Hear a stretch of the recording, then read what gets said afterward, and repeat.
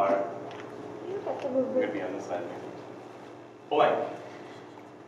There are so many different words we could use. Encouraging words, but at the same time, discouraging words, right? It's our job as Christians to use the encouraging words, to pick somebody up rather than drop them down. That's very important as Christians. He said that encouragement is a part of love. And what's the basics for being a Christian? Show people love. So if we're not showing encouragement, are we showing people love? Are we? I would say no. Now, Sean did really good on the first 3 of the who, what, when, where, why, and how. I can only say that fast. So I'm doing the other ones. I'm going to start out with where. This is an easy one, right, guys? Where do we show encouragement? Where should we show encouragement? Everywhere, but specifically, I have school, church, and home. Those are the big 3, I'd say. As Christians, yes, everywhere, but Rome wasn't conquered in a day, and sometimes it's hard to start with the big picture. So if we start at home, it'll spread. If we start at our church, it'll spread. If we start at our school, it'll spread, and not just in ourselves, but throughout others. People are attracted to light. As if we are not being an encouragement, what's the song we all sing? Don't put our light under a bushel. We're kind of putting our light under a bushel. What is a bushel? Well, whatever that is, a pot. We'll just change it to a pot. Don't put your light in a pot, because guess what? No one's going to see the light. No, literally, no one's going to see Jesus if you're not being an encouragement, right? Next point. I should just click this one. How? How do we show encouragement, right? Well, with our words. But I tend to think that using our words is the easiest and smallest way to show encouragement. Our encouragement should be bigger than words. It should be our actions. We should live encouragement. We should live love. We should live God.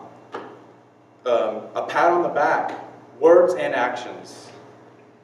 I have a little thing right here where it says, when someone is discouraged or hurting, often specific, practical help. If you ask, how can I help? The answer, the person might be a loss of an answer. So they might not answer. But it's better to ask than to not know what would have happened, right? Remember, fellow Christians, So if they are someone who's a Christian, remind the fellow Christians of the specific promises of God and characteristics of God. That's very important. We may know something in our mind, but need to be reminded in our heart. We may know something in our mind, but need to be reminded in our heart. The Apostle Peter wrote, I will always remind you of these things, even though you know them and are firmly, and they are families. Sorry. Okay. I will always remind you of these things, even though you know them and they are firmly established in truth you now have. Right? So, tell people how they have encouraged you. You know, you can say, oh, you did an awesome job, but tell them how personally, make it a personal. Don't just say, oh, you do a good job. You're the grandma. You did a good job and not play. Just be like, wow, how you played that grandmother really made me want to have some apple pie. It really encouraged me. You had a great grandma personality. It was just swell. Gilliger? Okay. I don't know what that means. So, why? The big question, I'd say, is why? We've kind of been talking about it this whole time. Encouragement's what's going to get people in the door, right? That's like one of the easiest ways to show love, is to say, oh, wow, you did a great job on that test. You sharpened pencils amazingly. Just something, guys. If you start out encouraging, it'll be something that you long for. Because you know how, like, here's a short story. You know how, like, when you're feeling low, I don't know about y'all, but with me, if I'm feeling low, sometimes by me being nicer to somebody else, I start to feel better myself, because I found out that, you know what? Especially if they're someone who's just like being a meanie, and you just want to like smack them across the face and be like, you're being a meanie, mister. Just instead of doing that, just be like, you know what? I'm going to be nice to this person because, you know what? I don't know what they're going through right now. So I'm not going to judge them on how they're acting with me because I don't know what they're going. That's the big thing, honestly, guys, is to see the big picture bigger than what's happening to us at that moment. And encouragement is a good way of getting to the next frame of that picture, because if we encourage somebody, we are establishing, therefore, a relationship with them. We are being compatible with them. And then we might get further in a relationship with them and get deeper with them in that relationship. I just said the same thing like 7 times. Romans 12:8. Sean said that, but I'll say it again. He who encourages to his encourager, he who contributes, let him do it in simplicity and liberality. So do it all the time. It doesn't have to be this complex thing. Just be an encouragement. Let him do it in simplicity and liberality. He who gives aid and superintendence with zeal and singleness of mind, he who does acts of mercy with genuine cheerfulness and joyful eagerness. So we should do it with a smile on our face. Okay, that's in the Amplified Bible. That's why it was really weird. I've never read that Bible in my life. But it's the only one on my phone that made the most sense. It didn't have any dyes in it like the rest of them. Okay, I have a couple of verses of encouragement. The first one's from J.R.R. Tolkien, writer of The Lord of the Rings, The Hobbit, basically any good form of literature. He says, all we have to decide is what to do with the time that is given with us.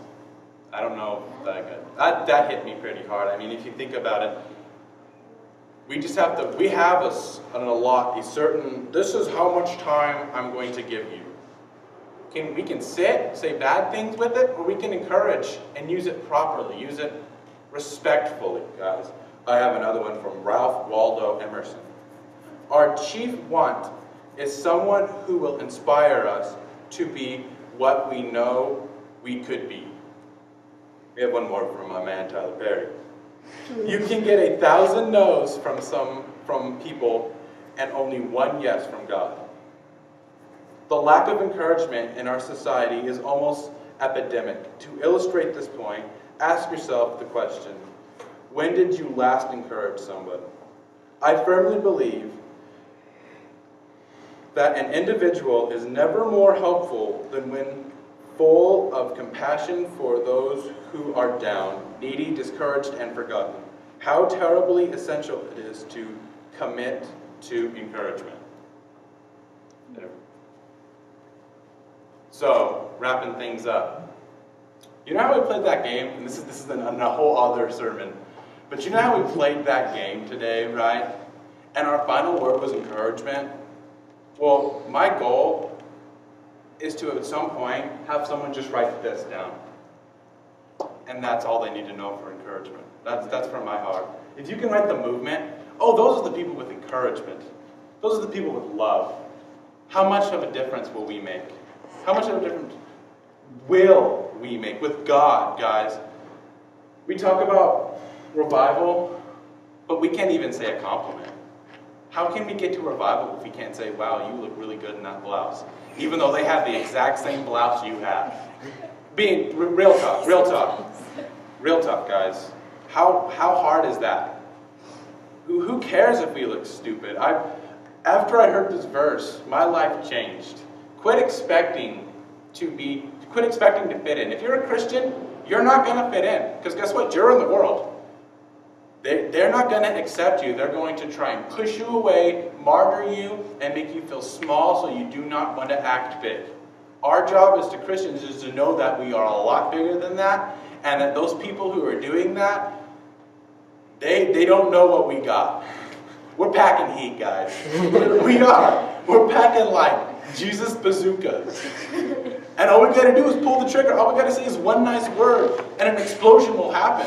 We're going to start a fire. We're going to set the world on fire with just one word, right? It takes one word. And after we do one word, we get one step. And after we get one step, we'll get one leap and one bound. And next thing we know, we'll be on the moon. Jesus on the moon. Yeah. 2025. I just saw a giant moon rave.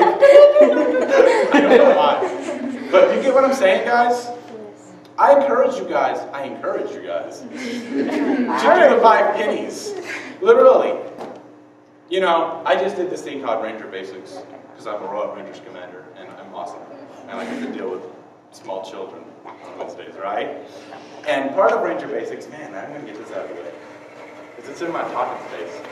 Part of Ranger Basics, and I'm going to sit down, which is very unusual. Part of Ranger Basics is learning how to deal with kids, learning how to deal with people, because our job as commanders is to pour into those kids and teach them what God's about to make every single second count. So they want us to be equipped, empowered, and ready to talk to those kids. And there's a couple of steps in how to properly get something sunk into somebody. And we do an awesome job at the first 2. We do good at teaching and a good job at showing, right? We do a good job of speaking what we need to do and showing it, right? The other 2 steps into getting something to sink in is to do it and to teach it, right? Yeah, I know, you just teach. Well, basically the 4 steps is you speak something, you say it. We're going to be tying a square knot. Then we show them how to do a square knot.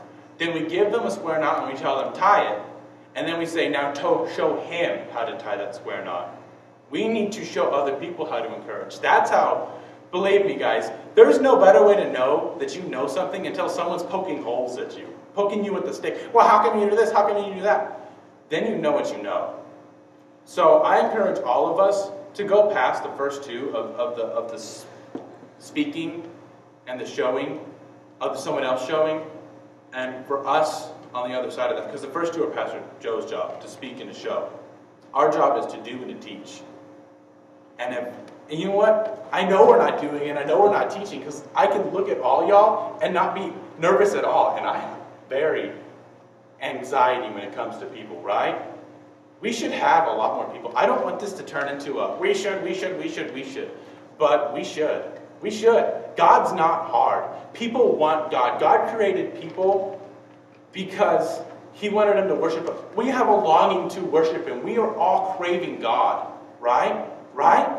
Right? Yeah! Thank you. Thank you for answering me. We are all craving God. All we got to do is show God. Right? We just got to act like God. Thank you.